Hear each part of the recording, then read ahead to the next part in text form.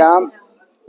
नमस्ते। हम लोग जय श्री राम। वेदांत सोसाइटी से आए हैं। आपको कोट कोट प्रणाम। जय श्री राम। आपके चरणों में नमन और वंदन प्रणाम। आप थोड़ा सा बताइए यहाँ के बारे में। ये सर्वप्रथम राजस्थान जोधपुर संदीपन मुनि गौशाला से 109 कलश में 6 कुंटल 30 किलो घी 27 नवंबर को बैल रथों पे ला करके उन्होंने भगवान के शुभ कार्य के लिए सर्वप्रथम दान दिया है, अर्पित किया है, जो भगवान के कार्य में परसों से लग रहा है। संदीपन मुनि गौशाला से महाराज जी। अच्छा। राजस्थान जोधपुर में है।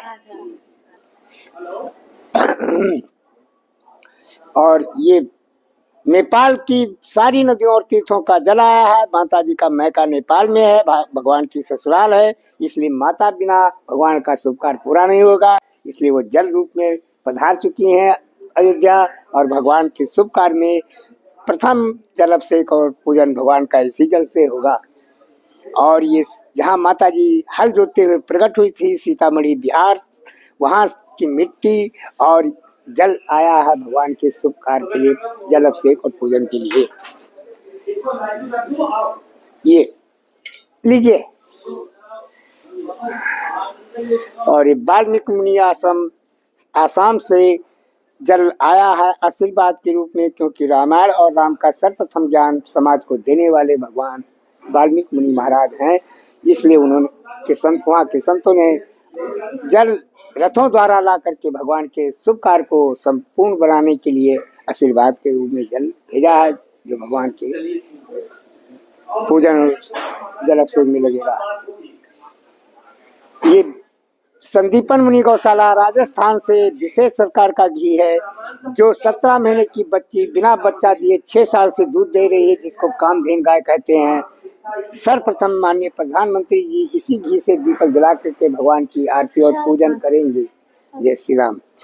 ये अष्टधातु के भगवान को भी दे गए, 109 शालिग्राम दे गए थे, भक्त लोग ले गए, 3 ही बचे। हनुमान जी को दे गए, गणेश जी को दे गए, 5 रथों भी दे गए।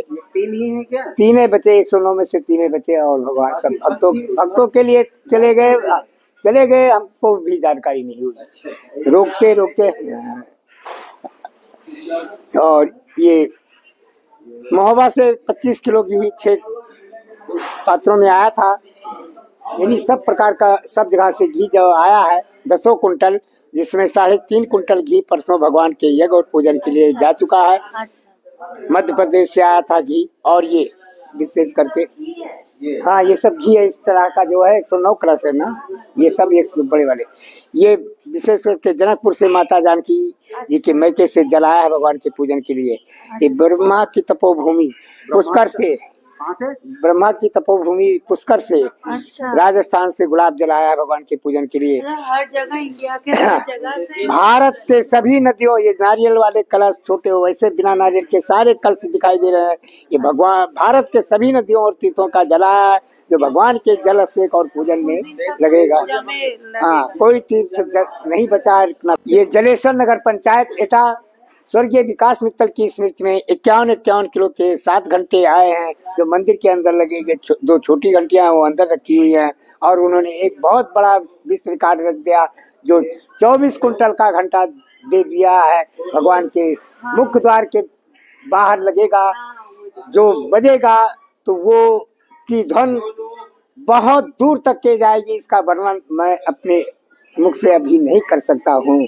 और वो घंटा आया कहाँ से? जलेश्वर नगर पंचायत एटा जिला स्वर्गीय विकास मित्तल की स्मृति में उत्तर प्रदेश से आया है, एटा जिला से। और ये त्रिशूल सीतामढ़ी जहाँ से माँ प्रकट हुई थी, एक संत बना करके दे गया, जो भगवान के मंदिर में लगेगा। सीतामढ़ी है। हाँ, ये कन्नौज इत्र व्यापारी सभी प्रकार का जल, गुलाब, केवड़ा, इत्र, सब प्रकार का सेंट भेजा है भगवान के पूजन के लिए। एक बोरी हवन सामग्री भी दिया है। हाँ, ये सुकर क्षेत्र धाम से महाप्रसाद गंगा जल आया है भगवान के भोग प्रसाद के लिए। और नासिक से 251 किलो घी आया था, जो परसों भगवान के भोग प्रसाद के लिए चला गया है। सोने चांदी के वस्त्र भी आए थे जड़ित, वो भाई साहब की अंदर रखे हुए हैं।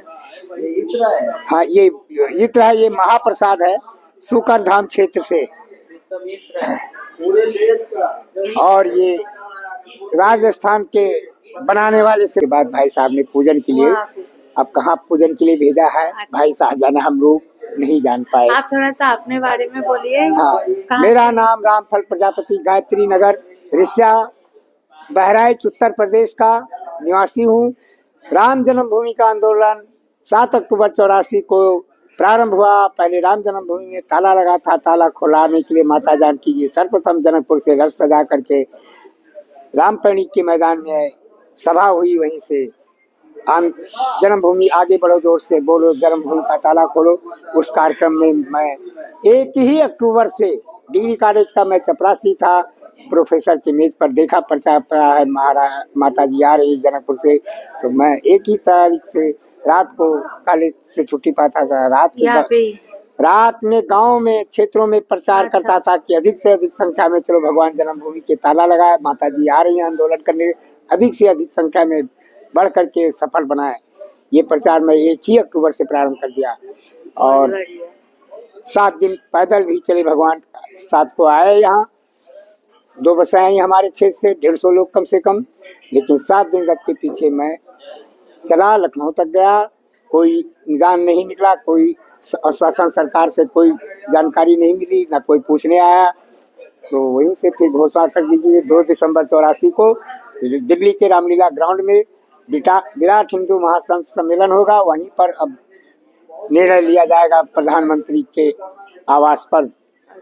तो हम इंदिरा जी 31 को मार दी गई और मेरी नौकरी भी चली गई, क्योंकि आंदोलन सफल हुआ 84 में। 86 में ताला खुला। 5 अप्रैल 87 को पुनः मंदिर बनवाने का संकल्प दिवस होने आप जैसे मानव के त्याग के वजह और उसमें हम लोगों को बुलाया गया। हम उसमें आना चाहते थे, प्रिंसिपल साहब मुसलमानों के भय से हमको आने नहीं दिया। 3 तारीख को मारा रात में और कहा तुमको जेल भेज देंगे, तुमको जाने नहीं देंगे। मैं 3 तारीख की रात को भाग आया और तब से घर नहीं गया। 3 महीना यहाँ इस्तीफा लिख के लगा दिया। जरूरत भी तो नहीं है। हमारे धर्म और संत ने क्या आदेश है कि आप 67 साल की।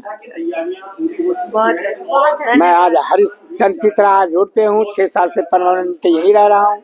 घर का दरवाजा मुँह नहीं देखा कैसा है। बहुत अच्छा।